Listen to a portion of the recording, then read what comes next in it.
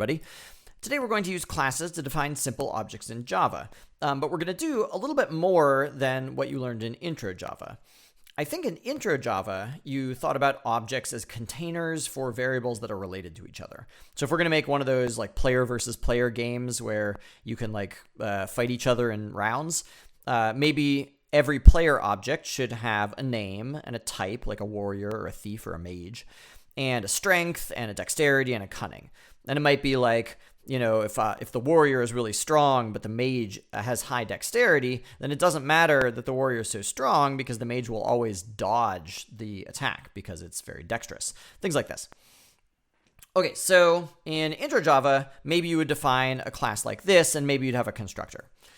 And then the way you actually create new objects using this class is by running the constructor. Each time you run the constructor, it makes a copy of this template set of variables that you can now fill different values into. So when I run the player constructor the first time, the object gets assigned to Alice, and the object is a container for all of these different player variables.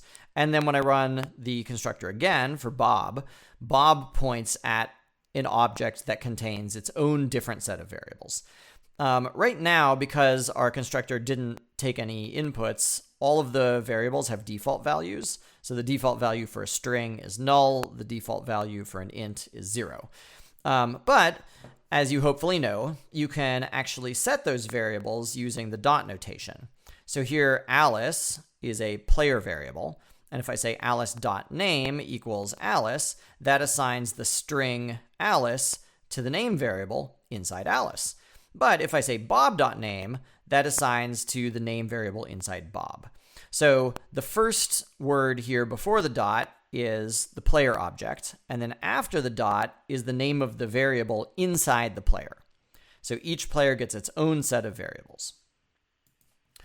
Okay, every single time we create an object in AP Computer Science, which is going to be all the time because we use objects all the time, we're going to need the following 4 things. You're going to want private attributes, a constructor, getter and setter methods, and a toString method.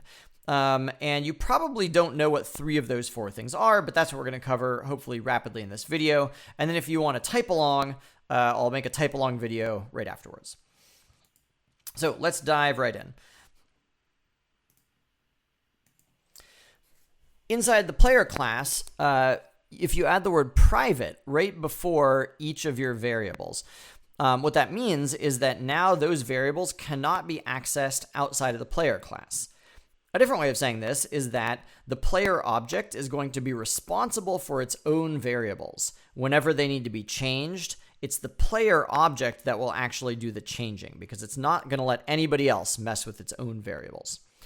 I should say real quick right now, actually, you might not have used the word attribute in Intro Java. Maybe you named these fields, or you might have called these instance variables. And all of those are great names. In AP Computer Science, I will probably call them attributes.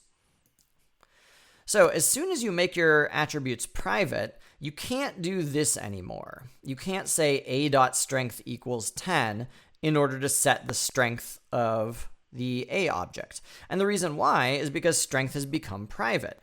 Doing this inside a main method would mean that some other part of the code is messing with this object's variables. And that's what private means that you're not allowed to do anymore. So how do you set your object's variables? The answer is with something called a setter method. So we're going to create our own method inside player, and we're going to name it setStrength. And the purpose of this method is to allow us to do what we were trying to do here.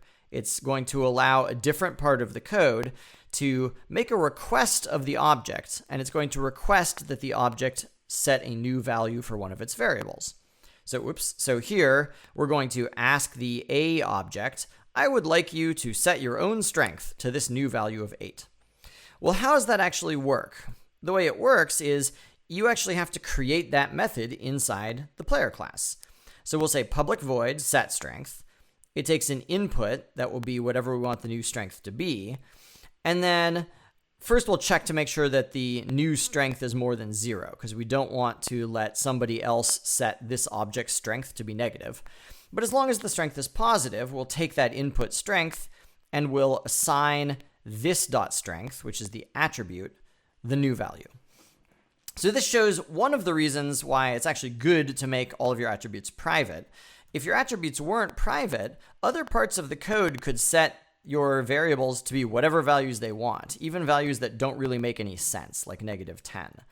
If you're forcing other parts of the code to use setter methods, now the player object has complete control over the values of its own variables.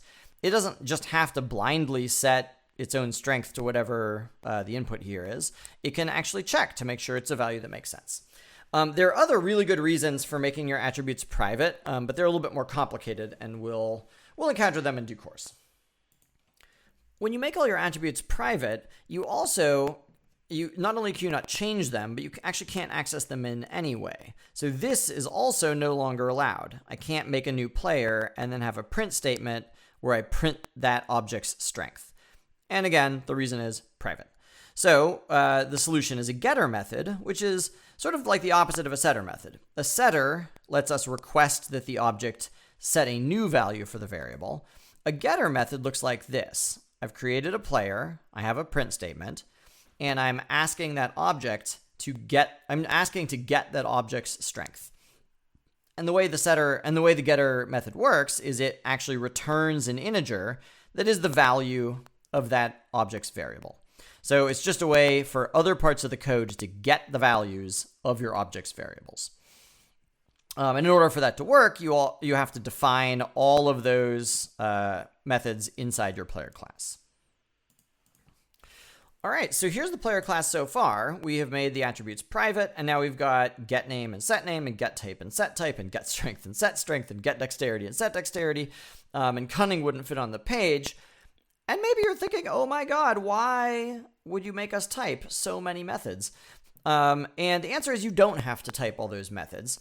In IntelliJ, if you hit Shift, like real quick, Shift, right, 2 in a row, and inside the resulting box, you type getter and setter, you can automatically generate all of these getter and setter methods. And then if you want to modify them, like I did here with setStrength, you can do that. That's pretty typical. We don't want you to spend a lot of your time typing all of this code that's more or less the same with every object. But there are really good reasons why your attributes need to be private. And once you make them private, you kind of have to have all these methods. So that's something you're going to be practicing a lot. If you want to practice it with the type along video, you can do so in a minute. All right, so we got private attributes, we got getters and setters, those are done. Let's do constructors next. So the job of the constructor is to give initial values to your object's variables, initial values to the attributes. Your constructor, there's two things that are important for a constructor. One is there's no return type here. See how it's not even void. It's just nothing. And that's part of the way that Java knows that this is the constructor. The other way it knows is the name of the constructor matches the name of the class. Your constructor can take as many inputs as it wants. You don't have to have one input for every single object variable you're trying to set. And the reason why is because some of your object variables you might want to set to default values.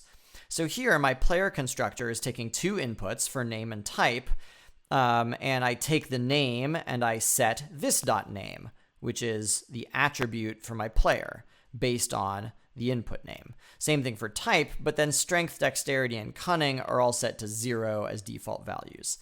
If I wanted to, I could have had all 5 variables as inputs. So I could have a comma here and say int strength, and then I could say this.strength equals strength. But you should know that that's not required. And sometimes you actually don't want to set all of your values right when you construct your object. So that's constructors, and I think you already know about them, but I think this thing might be new, that you can have as many or as few parameters as you want. The second point of confusion for students is, when exactly do you need to use the keyword this? And I will tell you right now that the answer is only if there is an ambiguity in the names. So see how down here strength does not have this dot. And the reason why is because there's only one strength variable defined here, which is the attribute up here. What about name? Here, there are 2 different variables called name. There's name, that's the attribute, which is the permanent variable for your player object. And then there's this other variable here, string name, that's the input to your constructor. So I can't write name equals name because then the computer wouldn't know what's getting assigned where. So instead I have to say name and see how the color matches. The name in black matches name in black here. So that input name is going to get saved into this dot name in purple, which matches name in purple up here. So you only need to use the keyword this if there's more than one variable that shares the same name and you need some way of referring to your actual object's variable. Okay, last thing, the toString method. So here we are in main. I'm running the new constructor where I pass Alice and Mage.